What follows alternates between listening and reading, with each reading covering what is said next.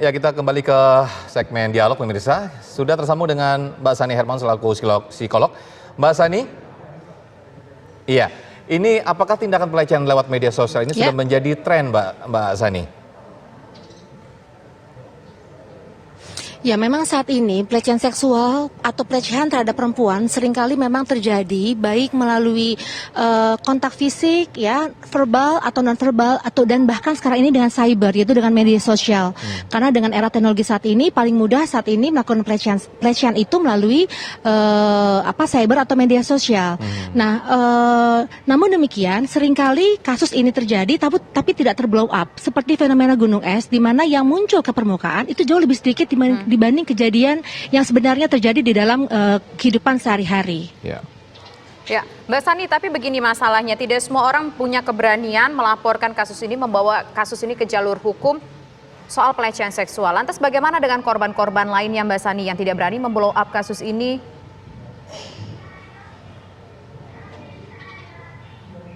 Ya, memang untuk korban ya bisa speak up ke dalam ranah hukum atau memang dipermasalahkan dari sisi ranah hukumnya, memang di sini perlu keberanian, perlu kepercayaan terhadap sistem hukum yang berlaku di Indonesia.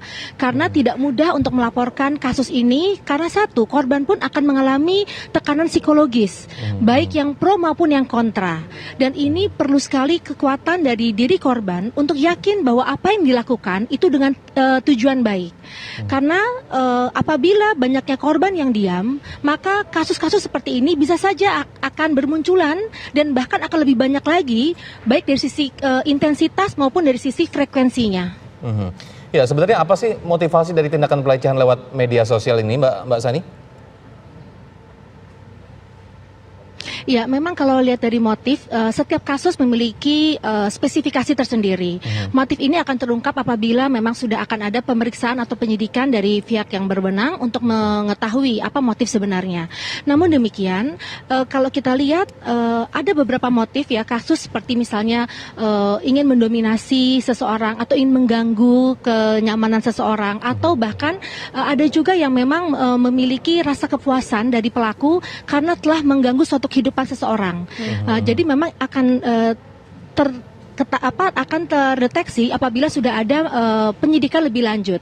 Namun demikian, apapun motifnya, saya melihat bahwa memang kekerasan atau pelecehan seksual saat ini sudah harus diberikan perhatian yang sangat besar, mengingat akan banyaknya sekali kasus seperti ini di kemudian hari melalui media sosial. Bahkan tidak hanya remaja dewasa, bahkan anak-anak kecil saja sudah rentan terhadap atau menjadi korban pelecehan seksual, ya, baik melalui verbal maupun non-verbal dan cyber. Dan ini sangat menjadi keprihatinan kita karena akan merusak atau mengganggu mental atau kondisi psikologi seseorang yang bisa berakibat kepada hal yang lebih fatal lagi. Misalnya adalah rasa ketidakpercayaan diri, atau akan ada stres yang mendalam, bahkan sampai depresi, hingga banyak sekali yang akhirnya ingin bunuh diri. Mbak Sani, bisa dikatakan nggak, yang trauma di sini oke lah, yang trauma adalah korbannya, yang menjadi korban yang mendapatkan kerugian. Tapi kalau kita melihat pada si pelakunya, Mbak Sani, apakah bisa dikatakan orang yang hobi melakukan pelecehan seksual di media sosial ini bisa dikatakan orang yang memiliki sedikit gangguan jiwa, Mbak Sani?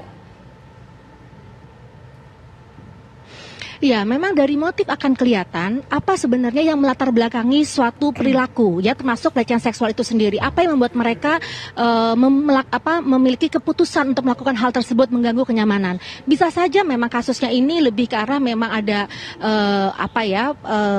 perilaku yang menyimpang, atau juga mungkin ada gangguan kejiwaan. Tapi kita tidak bisa langsung mendiagnosa pelaku ini apakah memiliki gangguan kejiwaan, karena harus melalui beberapa tahapan. Dan sayangnya kalau memang seseorang sudah dikatakan pelaku ini memiliki gangguan kejiwaan, bahkan mereka mungkin tidak terjerat dari hukum karena mereka akan bebas di sini dan lebih melakukan rehabilitasi. Namun demikian, banyak sekali menurut saya yang sifatnya iseng atau sifatnya ingin mengganggu.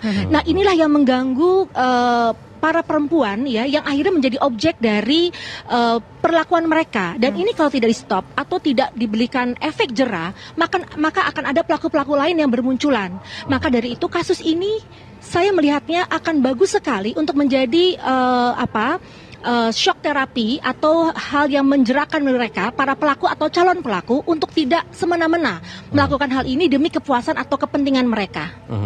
Lalu apa yang harus bisa dilakukan, khususnya dalam hal ini mungkin aparat dan juga para pelaku media sosial demi untuk mencegah dan juga agar tidak terjadi seperti ini lagi, begitu Pak? Ya, memang kontrol diri harus kita miliki, yaitu adalah keyakinan bahwa kita memiliki hak untuk terlindungi atau sistem hukum kita melindungi warga negaranya.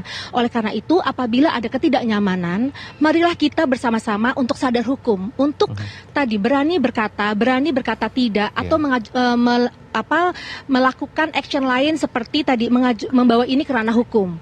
Namun demikian tadi perlu adanya rasa percaya diri dan keyakinan terhadap kondisi psikologis, karena ketika seseorang merasa dirinya adalah korban, itu terkadang mereka tidak berani karena mereka merasa dirinya adalah korban dan takut akan ada ancaman yang lebih parah lagi begitu. Sehingga makanya para korban tidak berani memajukan ini karena mereka harus melindungi diri mereka sendiri begitu. Mbak Sani, itu cukup menarik Mbak Sani. Begini, kalau untuk Aurel public figure, punya manajemen, kemudian juga mendapatkan support dari masyarakat begitu karena seorang public figure. Lantas bagaimana? Sebetulnya yang menjadi korban pelecehan seksual itu kan bukan hanya public figure saja, banyak juga masyarakat lain. Ada anak-anak mungkin, ada juga mungkin masyarakat biasa yang bukan public figure.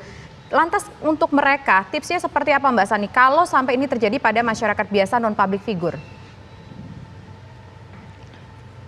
Betul, ini yang menyedihkan sekali karena menurut saya yang terjadi yang bukan public figure bahkan jauh lebih banyak, tapi tidak terkuak atau bahkan akhirnya mati suri ya tanpa adanya solusi yang baik begitu. Oleh karena itu menurut saya kita para orang tua, lingkungan yang mengetahui, sebaiknya memang kita memotivasi mereka untuk meyakinkan mereka bahwa kita ini adalah warga yang dilindungi secara hukum oleh negara.